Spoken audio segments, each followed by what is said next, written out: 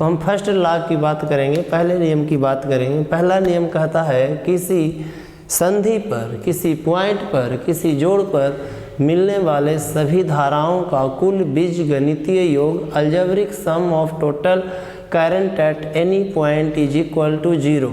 मतलब किसी पॉइंट पर मिलने वाले कुल विद्युत धारा का बीजगणितीय योग 0 होता है। पॉइंट की ओर चलने वाले धारा को हम लोग धनात्मक चिन्ह से तथा पॉइंट से आगे निकलने वाले धारा को हम ऋणात्मक चिन्ह से लिखते हैं। पहला नियम सुनिए, यहाँ पे हम लिख नहीं रहे हैं, बस बोल रहे हैं, सुन करके आप लोग नोट कर सकते हैं, काफ़ी इजी है। कहता है कि किसी बिंदु पर मिलने वाले कुल धारा का बीजगणितीय योग 0 होता है। इसे हम एक सर्किट की मदद से या एक फिगर की मदद से आसानी से समझेंगे। जैसे मान लिया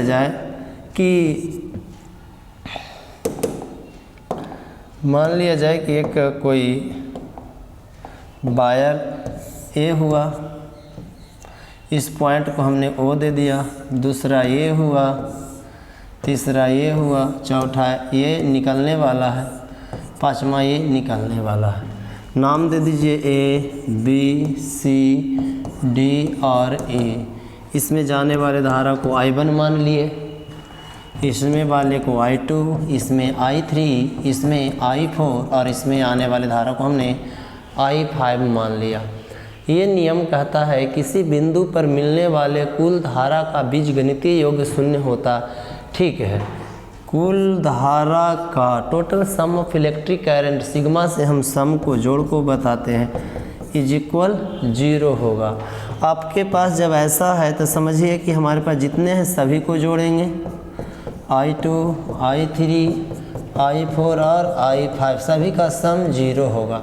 आपको ध्यान देना है, अभी एक चीज़ हम बोले थे इससे पहले कि पॉइंट पर जो करंट मिलने के लिए जा रहा है वो पॉजिटिव लिया जाएगा, जो पॉइंट से निकल रहा है वो निगेटिव लिया जाएगा। ये रूल है, ये बताया था किरचॉफ ने। I1 जा रहा है यानी पॉजिटिव, I2 भी जा रहा है पॉजिटिव, I3 भी पॉजिटिव, परंतु I4 की बात करेंगे और I5 की बात करेंगे तो पॉइंट से बाहर निकल रहा है, यानी ये हम लोग इन दोनों को निगेटिव लेकर के चलेंगे। ऐसी कंडीशन जब है तो I1 plus I2 plus I3 is equal, इधर माइनस इधर दोनों माइनस, उधर साइड ले जाओगे, I4 प्लस I5। ये आपका किरचॉफ्स फर्स्ट लॉ है। किरचॉफ का पहला नियम सुन करके आप नोट कर सकते हैं या याद हो जाएगा आपका। कैसे? किरचॉफ का पहला नियम कहता है किसी बिंदु पर मिलने वाले धारा का कुल बीजगणितीय योग 0 होता है। पहला नियम जो है ना, आवेश के संरक्षण के सिद्धांत का पालन करता है, और दूसरा नियम जो है ऊर्जा के संरक्षण के नियम का पालन करता है। चलिए हम दूसरे नियम पे आते हैं। तो दूसरा नियम में ना आपको एक क्लोज्ड लूप तैयार कर लेना है। मान लीजिए कि हम एक क्लोज्ड लूप तैयार कर रहे हैं।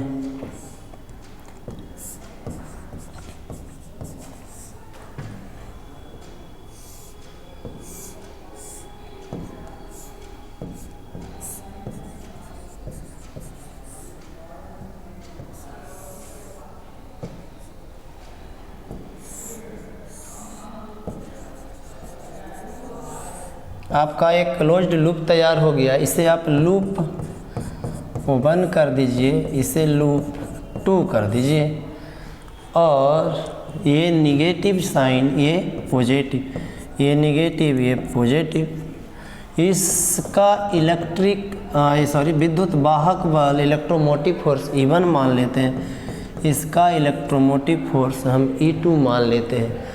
इसमें प्रवाहित होने वाली धारा को I1 कर लेते हैं और इसमें प्रवाहित धारा को हम I2 मान लेते हैं।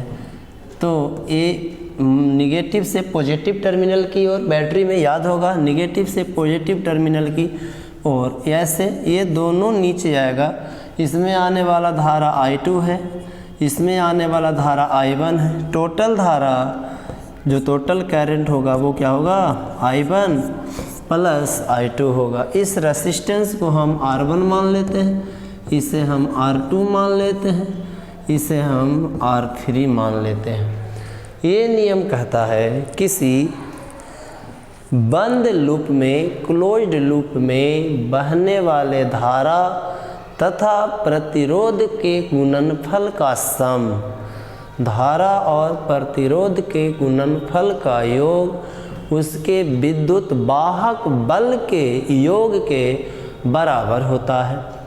तो धारा और प्रतिरोध, धारा को I से, प्रतिरोध को R से, सम को सिग्मा से, बराबर विद्युत वाहक बल को हम E से लिखते हैं। ये नियम ये बताता है कि किसी बंद लूप में बहने वाले धारा तथा प्रतिरोध का गुणनफल किसके बराबर, तो उसके विद्युत वाहक बल के योग के बराबर होता है। यहाँ पे आपको ध्यान देना है, धारा की दिशा में अगर हम कोई भी चीज़ मेजर करेंगे तो उसे पॉजिटिव करेंगे, धारा की विपरीत दिशा में अगर हम चलेंगे तो वहाँ पर जो भी चीज़ मेजरमेंट होगा वो निगेटिव होगा। और दिशा किधर लेना है, तो बैटरी के ऋण ध्रुव से धन ध्रुव की ओर ये दिशा हो गया। लेकिन लूप में हम चलेंगे तो हम इस डायरेक्शन भी हमें मिल सकता, हो सकता इस डायरेक्शन भी मिले। इस डायरेक्शन में धारा की दिशा में चलेंगे तो आपका जो मेजरमेंट होगा वो मेजरमेंट पॉजिटिव होगा, और विपरीत दिशा में चलेंगे तो वह मेजरमेंट निगेटिव होगा। चलिए हम दोनों लूप की बात करेंगे बारी बारी से, लूप 1 की और लूप 2 की। इन लूप 1 है ना, इन लूप 1 मतलब लूप 1 में, पहला लूप में धारा और प्रतिरोध का गुणनफल, धारा I1 तो प्रतिरोध R1, ये दिशा में है। हमें ऐसे आना है और यहाँ से मुड़ करके इसमें चले जाना है। तो इसमें तो हम धारा की दिशा में चले, जब इसमें हम ऐसे लूप 1 आपका ऐसे शुरू हो करके ऐसे हो रहा, यहाँ से आया पॉजिटिव यहाँ तक, लेकिन यहाँ से जाएगा इधर, हम लोग चल रहे हैं इधर, धारा चल रहा है इधर और हमें बात करना है इधर। तो I2 और R2 जो होगा ना, क्या होगा, निगेटिव होगा, is equal some of electromotive force, विद्युत वाहक बल का जोड़। यहाँ विद्युत वाहक बल E1 है जिसकी दिशा सही है, यहाँ E2 है लेकिन इसकी दिशा इधर की ओर है, चल रहे हैं हम इधर। तो इसमें आपका जो मेजरमेंट होगा वो क्या हो जाएगा, निगेटिव हो जाएगा। तो इस लूप में ऐसा आया, और इन लूप दूसरे लूप की बात करोगे तो दूसरे लूप में चलो यहाँ से I2 R2, दूसरा लूप ऐसे चलोगे, ऐसे चलोगे, ऐसे चलोगे, ऐसे चलोगे, यानी धारा की दिशा में चल रहे हो। जब धारा की दिशा में जो मेजरमेंट होता है वो पॉजिटिव होता है। I2 को किसके साथ, तो I2 को R2 के साथ। नीचे आ जाओ, इधर वाला I2 और उधर वाला I1, क्या आया, I1 आया और I2 आया। इसका प्रतिरोध अकेला है R3 बराबर। हम लूप इसकी बात कर रहे हैं, इसमें 2 गो बैटरी लगल था, लेकिन इस लूप में इधर कोई बैटरी नहीं है, केवल यही बैटरी है जिसका विद्युत वाहक बल E2 होगा, क्योंकि धारा की दिशा में मापा गया है। इस तरह से हम किरचॉफ के दूसरे नियम को व्यक्त करेंगे।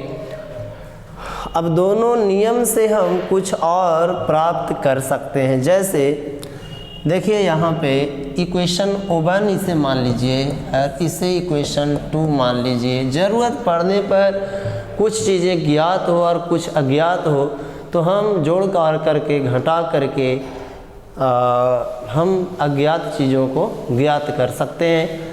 इस वीडियो को फ़िलहाल हम यहीं पे रोकते हैं, फिर अगले नए वीडियो के साथ मिलते हैं। तब तक के लिए जय हिंद,